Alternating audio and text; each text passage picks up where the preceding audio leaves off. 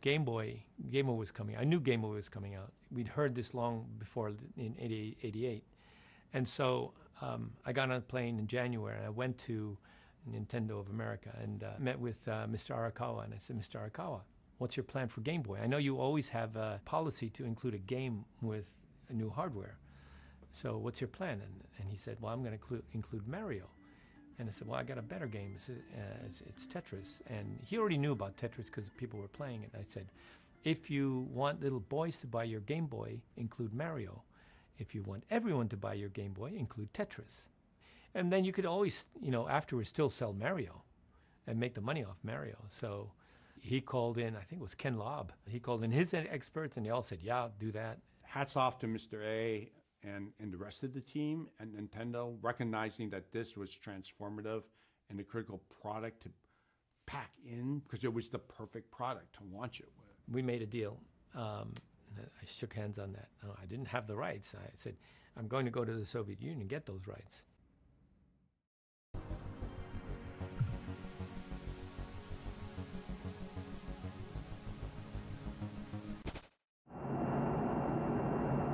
We're on our way from San Francisco to Seattle. Here we are. This is the new Nintendo, one of the new buildings. I think they have 2 new buildings. Okay, the first building you see should be the building where they manufacture the Nintendo unit. Well, we have an appointment with Mr. Arakawa in 5 minutes, so actually we're a little bit early.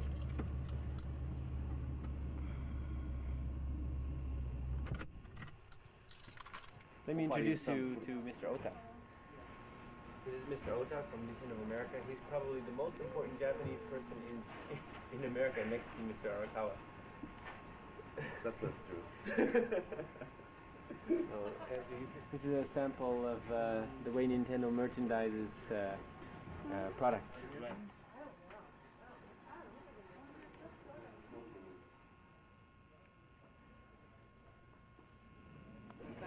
This is Nintendo of America's customer support section. The first 2 rows down there answer letters and write stories for the magazines. Panning over here, we see people answering the phones, answering questions about the Nintendo machines. How many of them are there? There are, probably right around 150 to 200 people. We're open from 4 a.m. until 10 p.m. So 4 a.m. till 10 p.m.? Oh my gosh. Okay, and scanning around here, we get into the games counselors. How many game counselors are there? Right around 82, and the number's growing.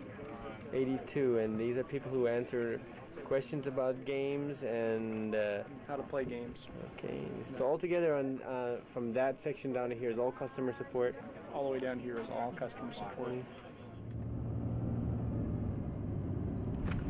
Well, maybe in a couple of years this will be BPS.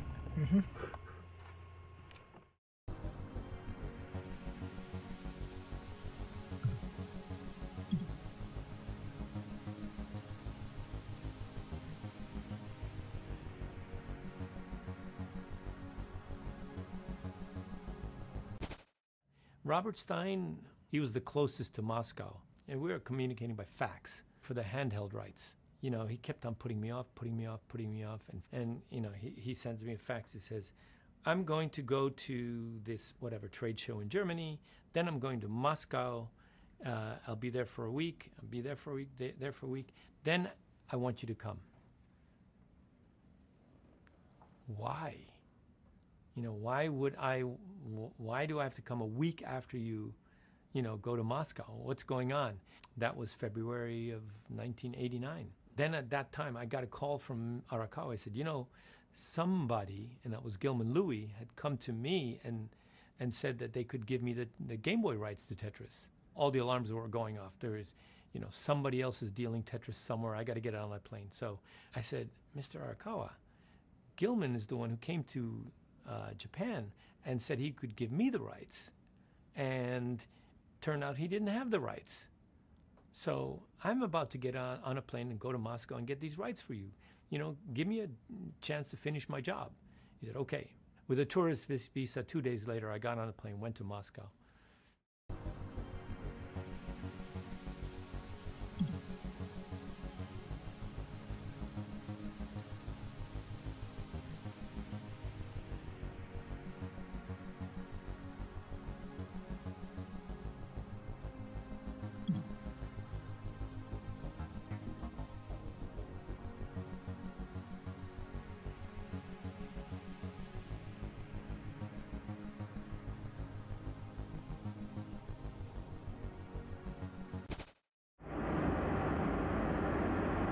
I get on a plane with a tourist visa, not knowing anybody or anything. There she is.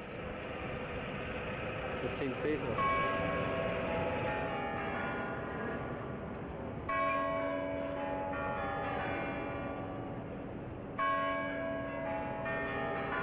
I had a video camera because I had no confidence that I would be able to describe what happened to me in Moscow. And so I was recording everything.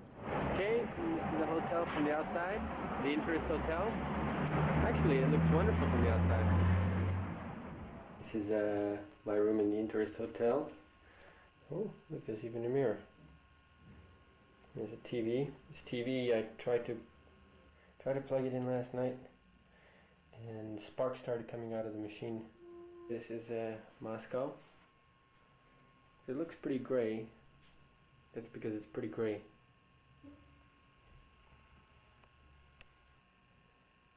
Well, today I'm going to go out, see what I can find out.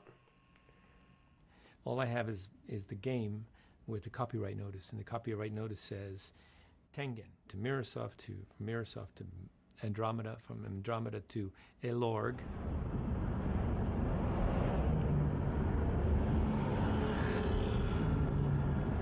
I had a bitch of a time finding Elorg.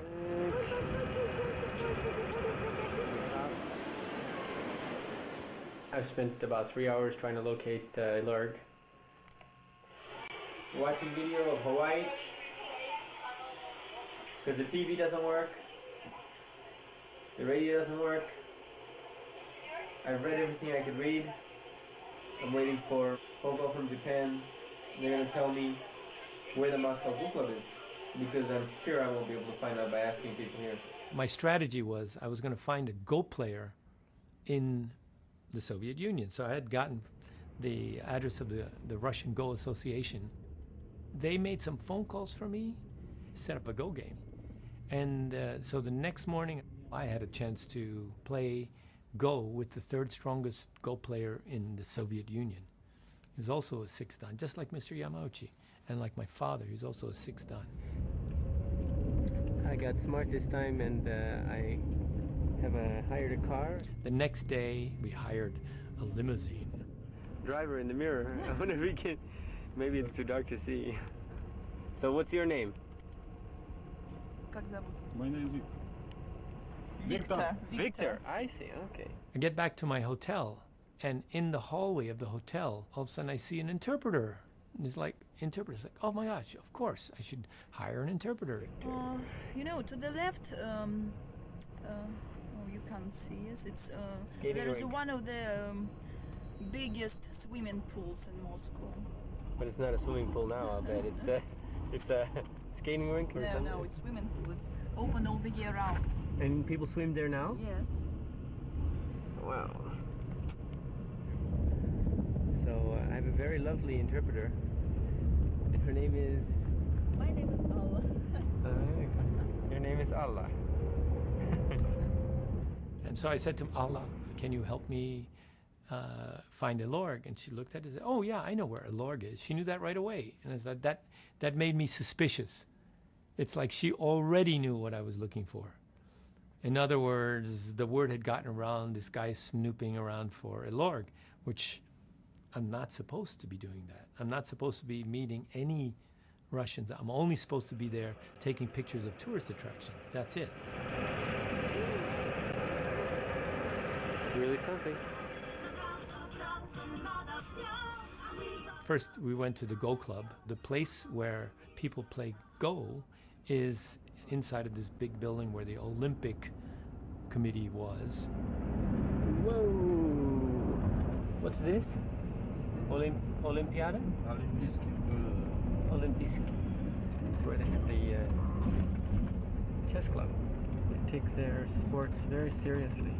We're going right into it. I'm impressed. I am impressed. I won that game. Problem with the Go player is he didn't speak a word of English. So he was absolutely useless. I couldn't get anything out of him, but I had the interpreters, it's fine. So then we went to a LORG. Okay, we're on the street here, where we just passed by the American Embassy. And that building there is a LORG. And I remember going up to the door of a LORG, this interpreter, she goes, no, you can't go in there. And I said, what do you mean I can't go in? I said, you're here on a tourist visa. It's like, how do you even know that, you know? And I said, you know, I didn't come all this way to stand in front of a door and then go back to Japan and get a visa so that I can go through this door. I'm going through this door. Are you coming with me? And she said, no, I can't go with you. I said, okay, I'm going in. You wait here. So I just stood there in the lobby waiting for somebody to talk to me. Mr. Belikov comes down the stairs and I had my game. I said, I'm the publisher of this game in Japan, Tetris, and I'm looking for the rights to Tetris for handheld. And he looks at it and he looks at it and he says, what machine is this for? And I said, it's for Nintendo. It's a console. And he says, we never licensed Tetris for console to anyone. I'm like, holy crap. If somebody else picked up those rights, they could stop me from publishing and my in-laws would lose all of their land. So I was in some seriously deep kimchi at that moment. I decided, you know what? I'm gonna focus on the mission that I'm here and I'll deal with this later. So I said, I would like to come back tomorrow and I'm here for the handheld rights. The reason I said the next day is because I wanted to make sure that they could get the right people in the room. So he said, okay, come back tomorrow. I'll meet you at 1 o'clock, blah, blah, blah. That was my official invitation right there.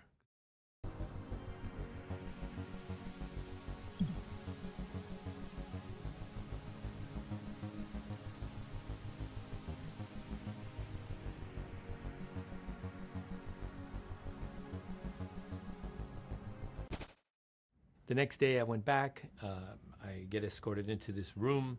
On one end of the long table, there are 8 people, something like that, sitting on the other side. I'm sitting by myself on this side, and we're about to start the 3rd degree. And all these guys are suspicious. Like, who the hell are you? You know, how did you know? Because I came out of nowhere, I wasn't supposed to be there. You looked really suspicious. From Japan, with perfect English. I mean, something really wrong. Yeah, so I'm a Dutchman living in Japan who talks like an American. And by the way, my English is very simple English because I've been living in Japan for many years and I know how to speak English as a second language. So all these people are able to understand me. Anyway, there's like a lot of negative vibes coming from the other side of the table. And I could see his demeanor change as the conversation went on when he realized that I was a game designer. As I was explaining what my involvement was, I could see him visibly warm up. And I mean, the others, a couple of guys in there, I don't know, they're KGB or whatever they, you know. Well, they are all, frankly, KGB, but they are not kind of field agents, so per se. Mostly they sell weapons, I believe. To the other country. They have specialty in making contracts and follow the money and... I can tell you this, nobody on the other side of the table except Alexei knew anything about computer games. Oh, about computer games, no, but about the international trade, they probably... They knew something. Well, if they did, they got totally spanked by Stein in that contract. I don't think Robert Stein, he intended to misrepresent anything. You know, he was like a sole entrepreneur who's out there trying to make a buck by licensing products. Stein shows up, which I knew he was going to be there. I just didn't know where or how. But what I didn't know was Kevin Maxwell also showed up. They never meet each other, but Kevin Maxwell Stein and Hank was at the same time in Ilorg, so I met them all. So now there were 3 people in Moscow at the same time trying to get the Game Boy rights. We were supposed to have all rights, not just PC and Mac, but it kind of came out that I'm not sure Stein had all the rights that he needed with this Elord programmer. We found out that Stein started selling the other platform, which we never considered him to have. We were furious when we heard about this. The deal that had been made was between Elorg and Robert Stein, which is Andromeda, for the computer. By the time this deal gets to Microsoft, they read the contract that says, the computer. Oh, that's everything. We got everything. Up until that point, I thought we had all the rights, right? Because Stein represented that as such. Stein had licensed arcade rights to Tengen, because they were an arcade company, and to Sega. And he didn't have those rights. And so the Russians say, yeah, you need to clean that up before we even talk to you about anything else. He came and started crying and saying that he can't afford anything without this platform and that. We say, no, we don't want to even discuss it with you. They came to me and they say, Stein is here. He's looking to figure out the arcade rights. What should we do? Rather than asking for a per unit or something complicated that you can't check, ask him for a big upfront money. And so that is the deal that actually ended up happening between Stein. That's how Tengen and Sega got the arcade rights. I don't think Stein was being evil. I just don't think the communications, the faxing back and forth, the definition of what a computer and a console, all that was kind of blurred at that particular time. Maybe he overrepresented what he had, but he wasn't a lawyer. He wasn't a contracts guy. He was trying to do his best to do one of his short deals, but he didn't have a big name Silicon Valley law firm behind him. Stein wasn't publisher, he was an agent. All he's do is sub-license. So Robert Stein came to Moscow and said, look, we're publishing this. You can either cooperate or you can try and sue Microsoft or whatever. And that's, of course, an impossible thing. There's no way that the Russian government is going to sue somebody outside the Soviet Union over intellectual property. All this is brewing in one big stew. You had the Soviets and the Russians. You had the murkiness of the contract and the technical meanings of what was licensed and what wasn't licensed. You had Hank in Russia. You had Microsoft through Robert Maxwell, who was bigger than life character, kind of the Rupert Murdoch competitor of his era, who had strong relationships with the Kremlin. So he was trying to call in over the top, right, by engaging very senior levels of government to force the license to fall in favor of Atari and Microsoft. Nobody on the other side of the table had any idea how big the game business was. They were taking the Russians to the cleaners. They were getting a percentage of a percentage of a percentage of a percentage. Just imagine this. Spectrum Holobyte has a quarter where they sell $100,000 worth and they pay $20,000 to Microsoft. That becomes income on the second quarter, $20,000. And from that $20,000, they pay Stein 20%, which is $4,000 in the next quarter.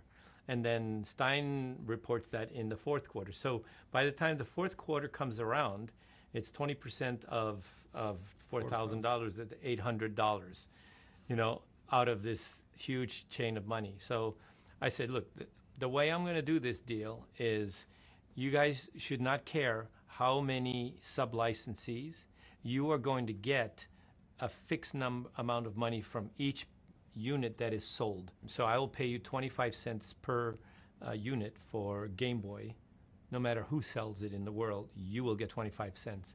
My dad was an honest guy. He could really say, I'm not the richest guy, but I will show you exactly how much money I'm making. Here's an honest deal. Whereas before, they weren't getting an honest deal, obviously. They asked me, so how many copies do you think you're going to sell? And I was thinking, if we're talking about packing it in with Game Boy, Maybe 30 million copies.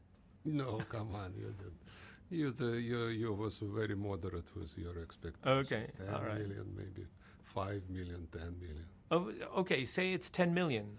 10 million times a quarter, that's $2.5 million. That is significantly more than they were ever going to make with all the deals that they had done up to the... Totally other area, of revenue. They asked me, when are you coming back to Moscow? And I said, what do you mean? He says, well, we need time to think this over. And I said, I either leave Moscow with the rights to handheld Tetris, or I don't. I leave without it. I'm not coming back. We don't have that kind of time. I made this very official thing, boom, and this, you have 1 week to answer me with... Letter of intent or something. Yeah, with a proposal, and after that, this offer is null and void. I mean,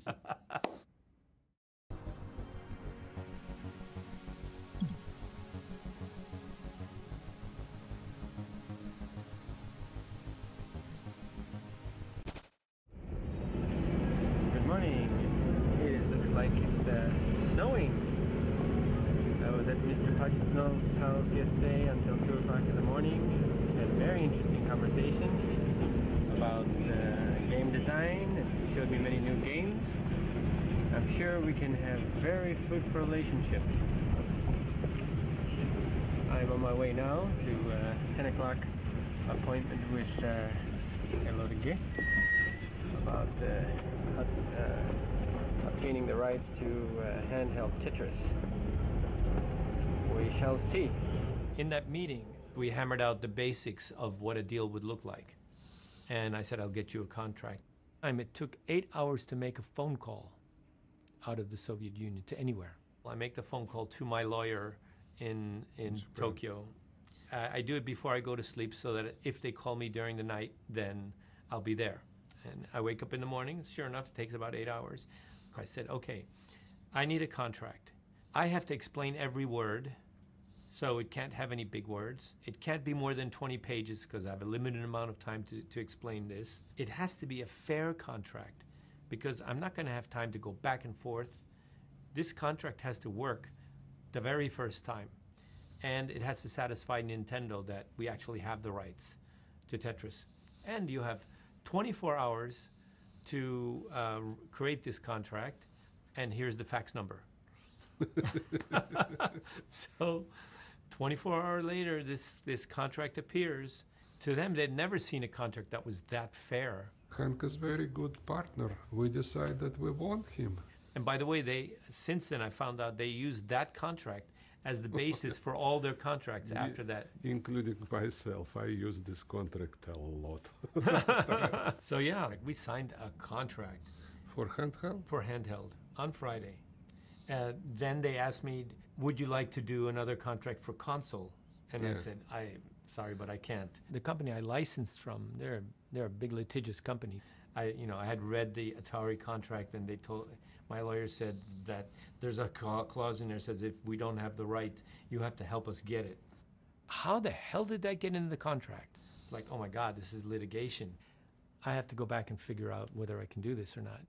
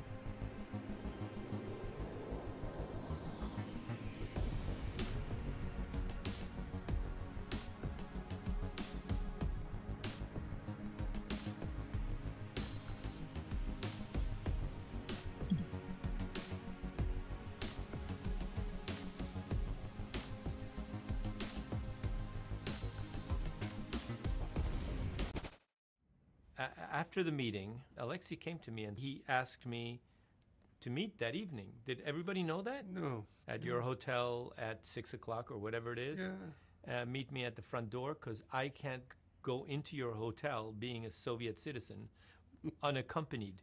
It felt a little clandestine, you know. You want to show me something important. I had brought with me a Sharp Famicom, and I had a little portable videotape player, tiny videotape, and it had a screen that had a RCA in. I wanted to show him Tetris on Nintendo. He'd never seen it. Yeah.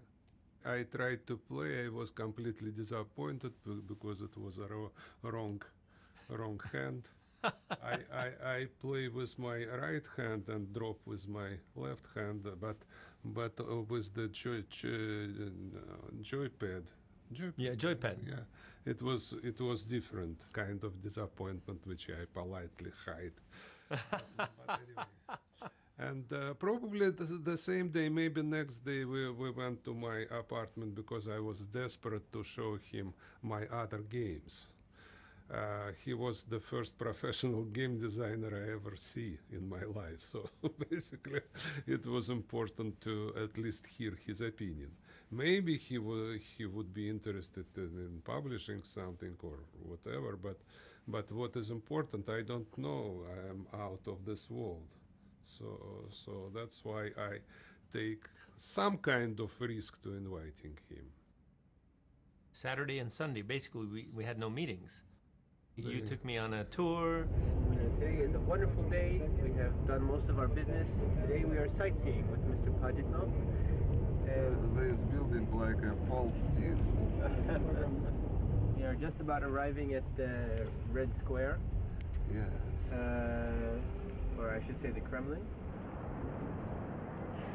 It's supposed to be 9 churches in one.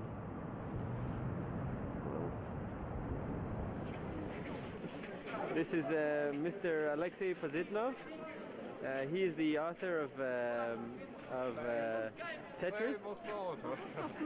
Play Tetris. Play Tetris. My friends. Okay. That's it. Bye-bye. So, you have to see my barb. I'm Russian people. Beard. Beard. Barb is in French. I see. This is Arbat Street. There's a lot of free activity going on here, like music and poetry being read and art being shown. And here's the artist, and she's. Hi. Just bought a very nice little book from Arbat at Arbat Street. And the next day he invite me to Japanese restaurant.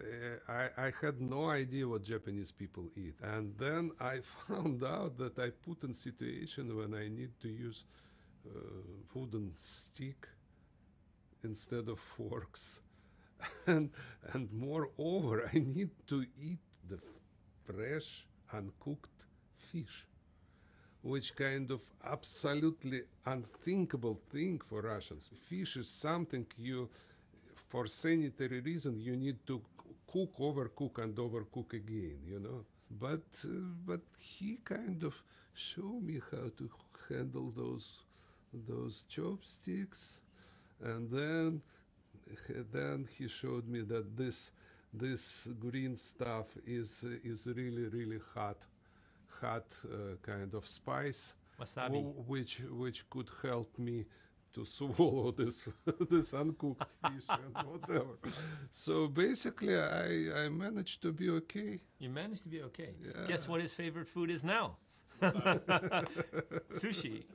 You know, a little taste of Japan. And strange restaurant, very fancy, but they don't manage to cook the fish, the most cookable kind of food out of anything else, you know. Yeah, oh my goodness.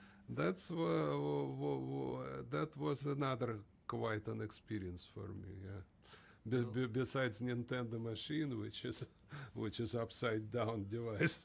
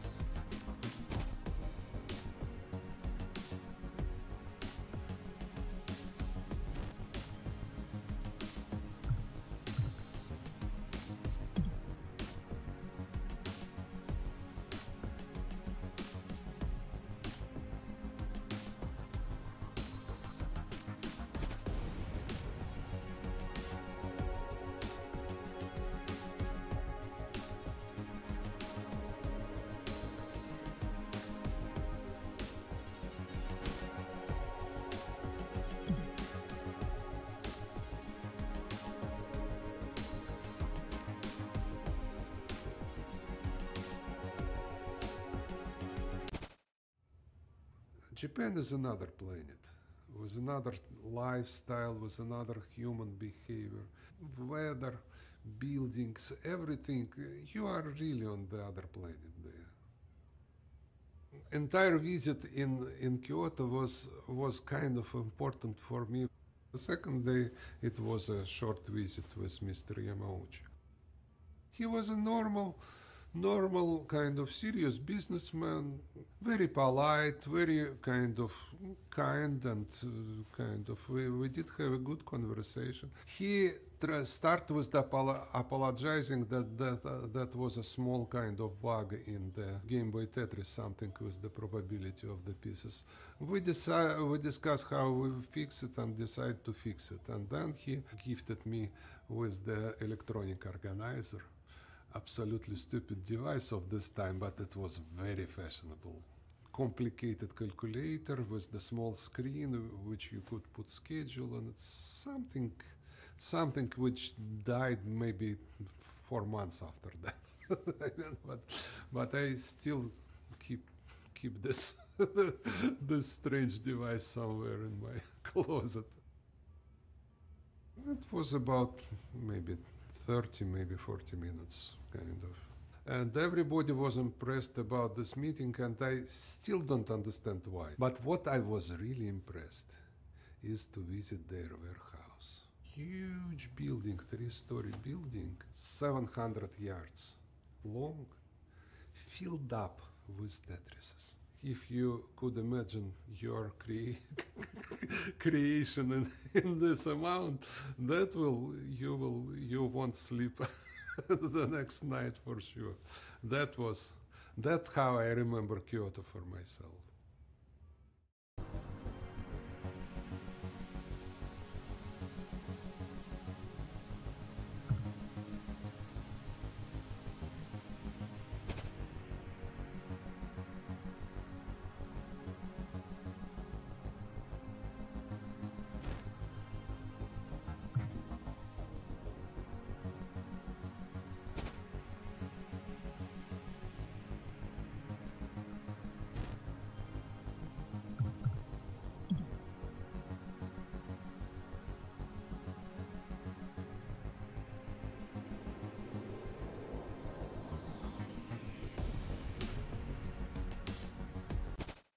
The console versions were never quite as good as the Game Boy version.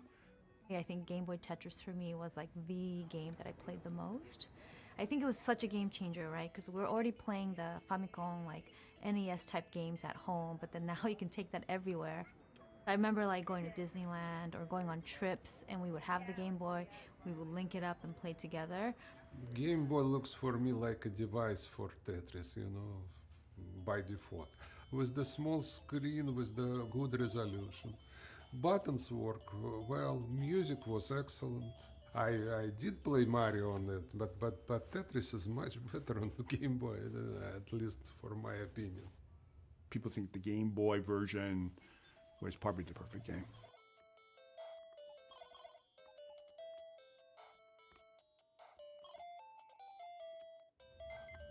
And I do remember that once it was a Tetris competition, and some schoolboy came to me to sign the cartridge.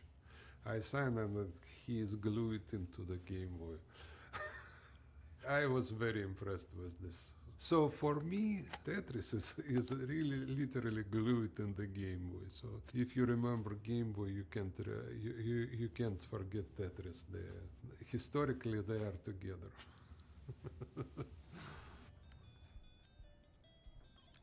The heart level, if you push the certain combination when you're booting up the game, it goes to the heart levels. And the heart levels are way faster than any other level. It's so fast that if your piece drops, you cannot reach the side higher than 4 off the bottom.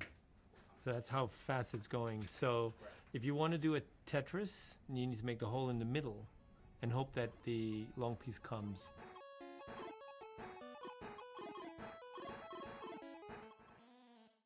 Oh, shoot.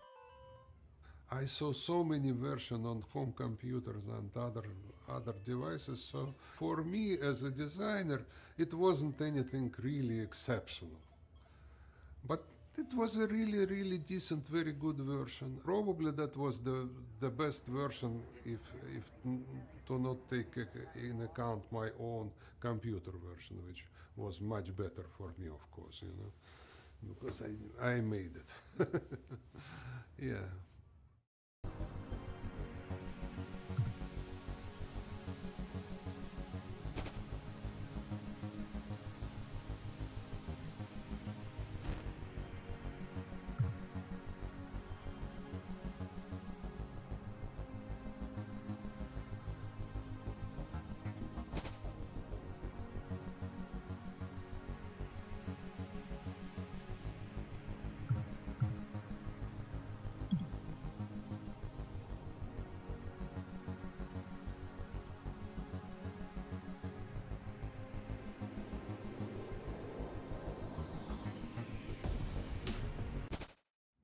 Tengen was going to make cartridges without paying Nintendo. They had reverse engineered the Nintendo cartridge. The Nintendo cartridge had a patented lockout system, a copyrighted song, which is a piece of code that all of the data would be passed through, and then they had the trademark, the word Nintendo, on the cartridge. Tengen had managed to get through all those three. Did you reverse engineer the code? Did you do it properly? Because depending on how you figured out to jailbreak the machine, there were ways that if you did it through a black box, you can go off and do it. And if you didn't, you couldn't do it. Nintendo was in court with them. That was going to take time. By that time, Tengen's first game would have come out already. What was their first game? Tetris.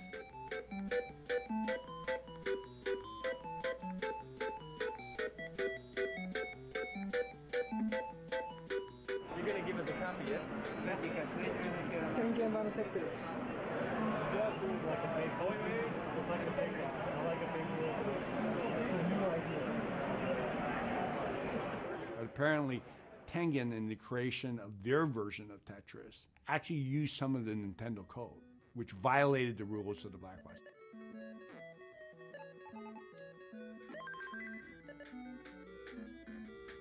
So if they could stop Tetris, that would put Tengen back a long time.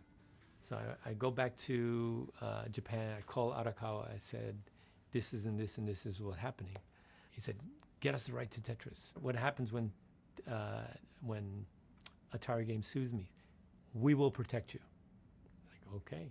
So I found myself a month later, I'm back in the Soviet Union. I said, yeah, I'm ready to do a deal for the console rights. And do you need me to bring the president of Nintendo? And they said, yes. And they came on a clandestine mission.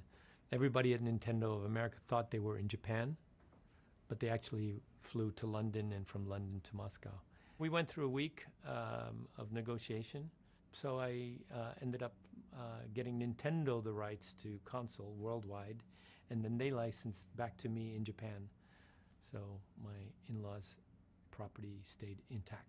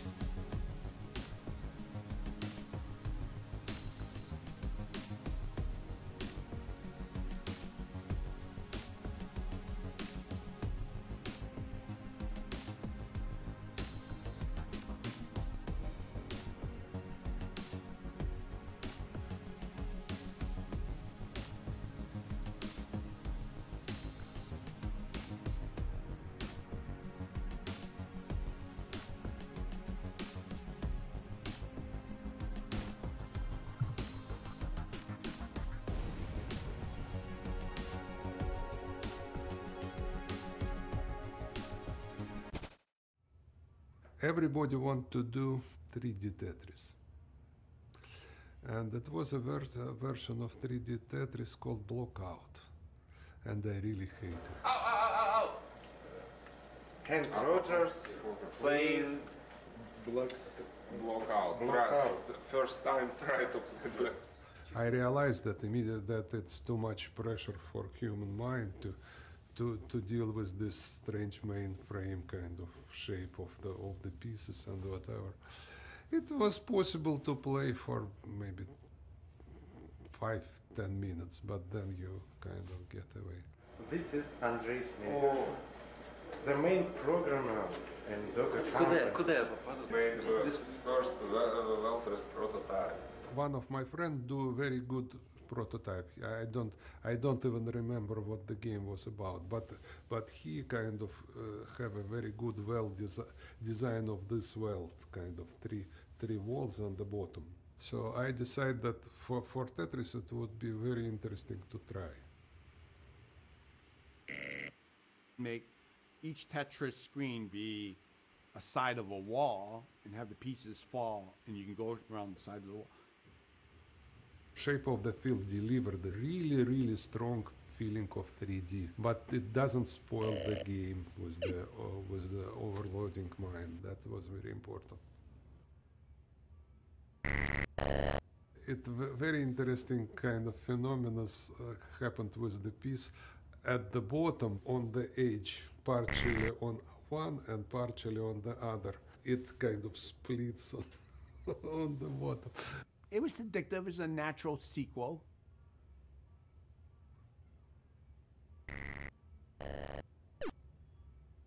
Weltris won an award at SBA the following year after Tetris. And Blockout wasn't there.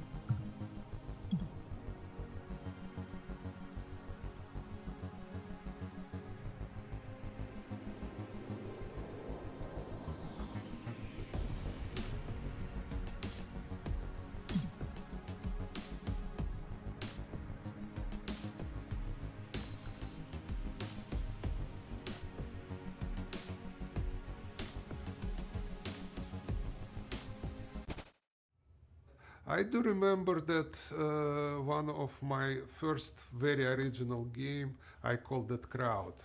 Later it was published under the name of Muddled Casino in Microsoft Entertainment Pack.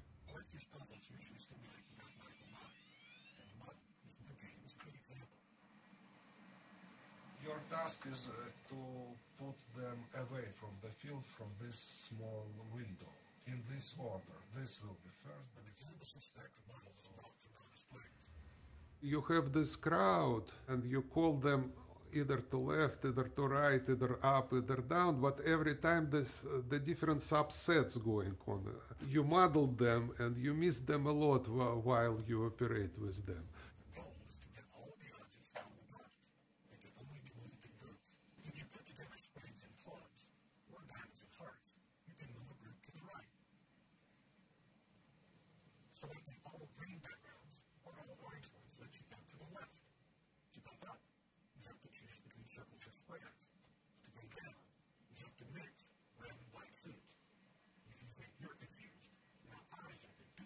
And now put the circle up.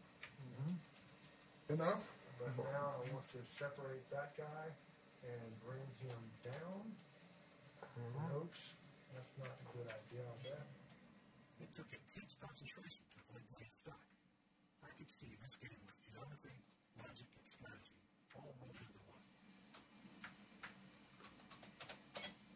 You made it! Okay, I got one. You see, this game is rich enough. I don't know. It's I like it very much, but maybe it's a little bit complicated. right now I understand why you call it muddle, because my mind's kind of a muddle right now. That was my very first, very original game which I produced. For me personally, the best kind of pleasure is the pleasure of intellectual activity. So this kind of pleasure I would like to present to my customer, to my players.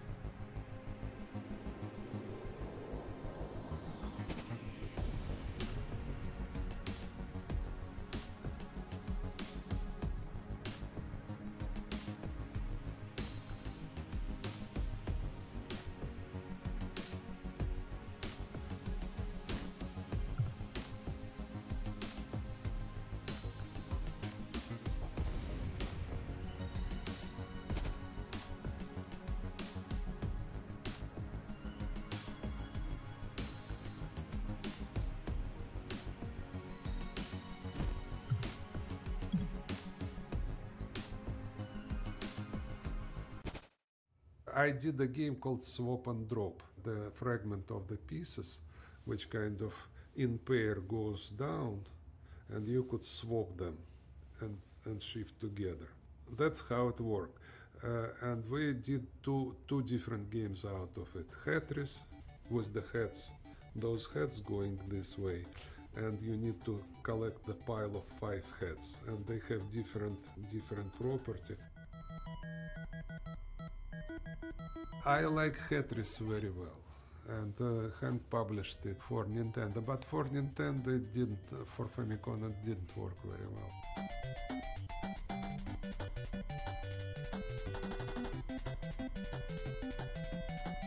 Don't remember very big sales on it. Some team did it with the faces. Spectrum Holobyte published this game. The swap and drop framework was a good framework, so it didn't take us much energy to figure out how to tweak it so that it was right. Pieces would come down, and you have to make sure a face is stacked in the right order. So you have the mouth, the nose, the eyes, and the hat or the hair. And if you don't do the face and have kind of 4 eyes, for example, that's a failure. You get bonus points if you complete the face that is the intended face versus a random face, different slices of different people's faces. Very simple concept. Also move progressively faster and faster. We knew that players were trying to optimize to get the perfect face. That ultimately worked against you. Because if you were getting the perfect face, you were creating new problems over here on the other sides of the stack. And that's part of the kind of the game mechanic for that particular game. I didn't like it very well, this faces idea. It didn't fit my feeling that we could play with human faces this way. But they were very fascinated to put Gorbachev with Thatcher eyes and Gorbachev kind of bold stuff and whatever. Wasn't very successful, but probably broke even.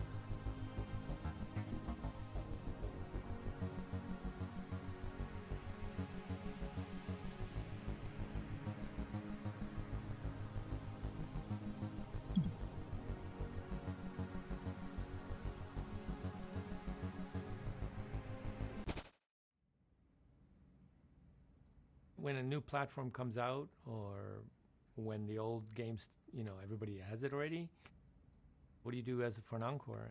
Here we are playing one proposal for a Tetris 2, and it's quite different from anything that I've played. The fact that I can't stop playing is a good sign. I remember talking to Alexei about this a lot. What does Tetris 2 look like? From the very first night that we were together, we talked about, like, what do we do about Tetris 2? And yeah, I thought about this.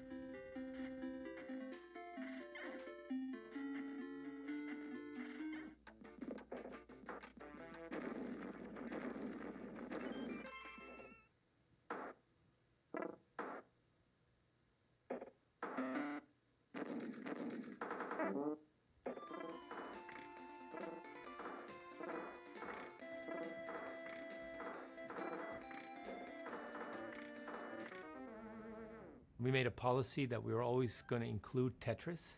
For each subsequent version, it would be Tetris with something. That's why the second one was Tetris 2 plus Bombless.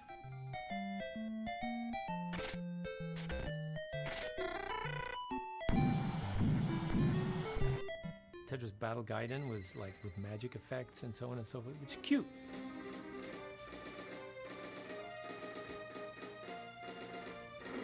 We worked hard to think about all these magical effects you could do to affect the other guy's play field and so on. And I think that's a pretty good version of Tetris.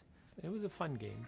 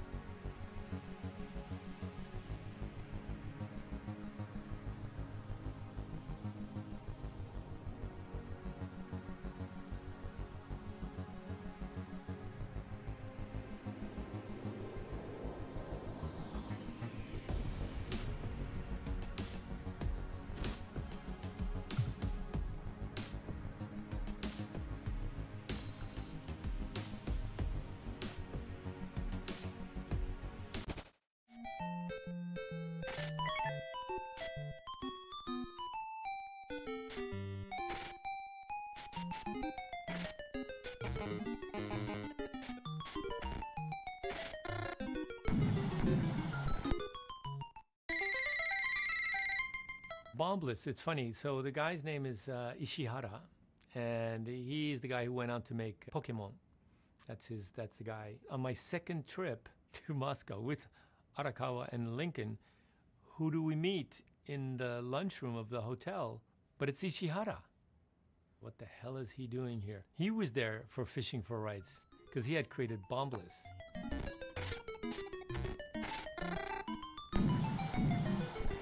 If I hadn't been back, he could have gotten the Tetris rights instead of me. So I dodged that bullet.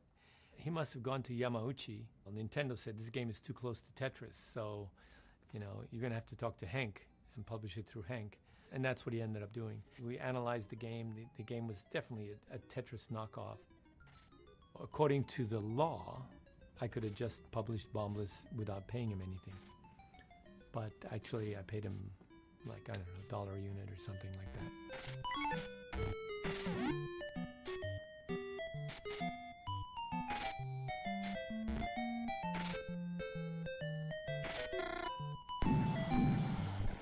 And, it's the right thing to do.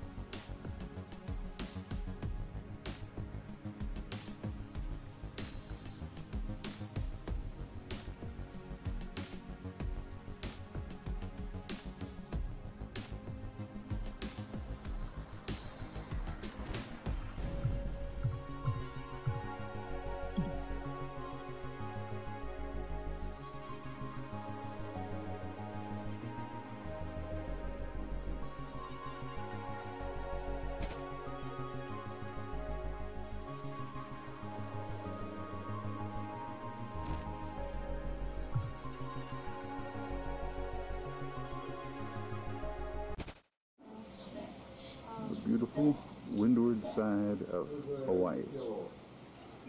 Isn't this lovely? Hank and I and Alexi would get together in Hawaii, and we would hang out at Hank's house. We need the blue one. Get that blue one. Get the blue guy. We were like brainstorming different designs, and so we were trying to figure out how to go back to the original Tetris and make it super. The first concept was, rather than start with a clear will, we start with a messy will.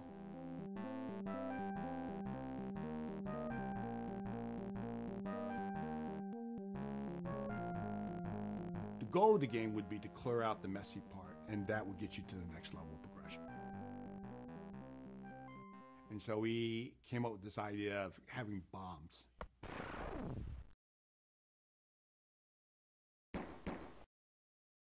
So you have pieces and bombs. Bombs was a digger, pieces were builders, same scoring mechanisms of making up lines. That became Super Tetris. Alexi and myself worked really hard to try to get that game tuned. That game did pretty well.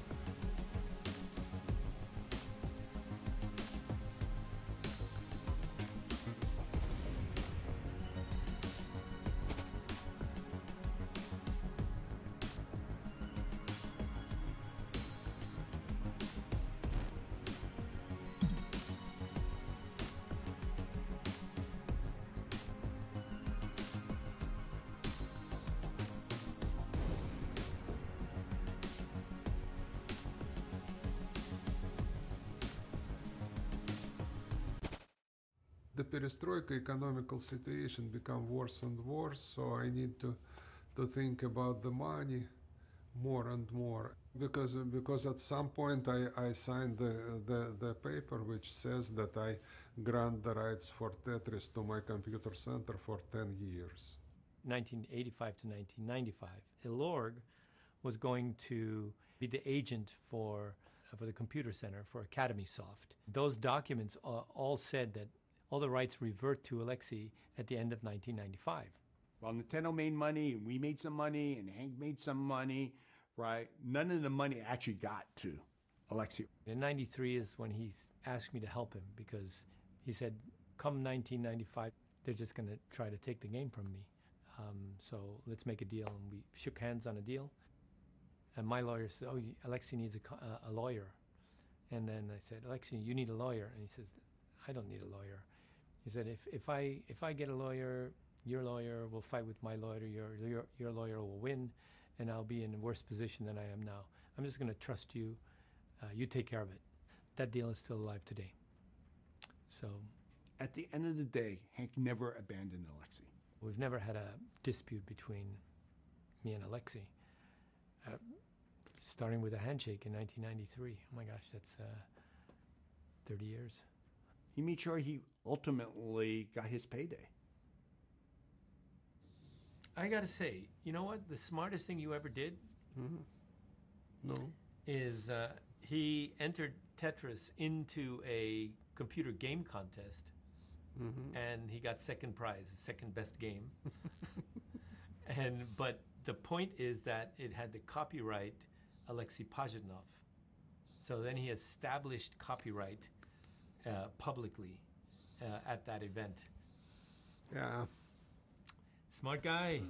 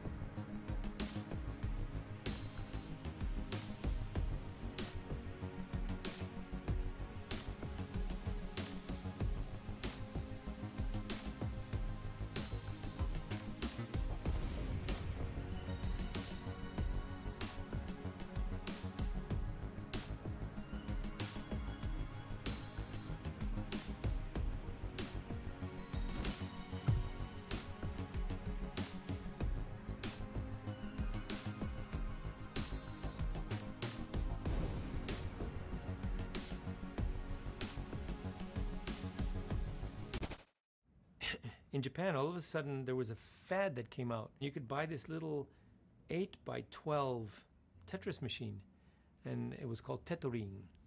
It was, it was a little tiny Tetris game. And so we went to bat, and we chased the company down and said, no, you can't be doing this. This is a Tetris knockoff. We went to court and stopped them from publishing the game.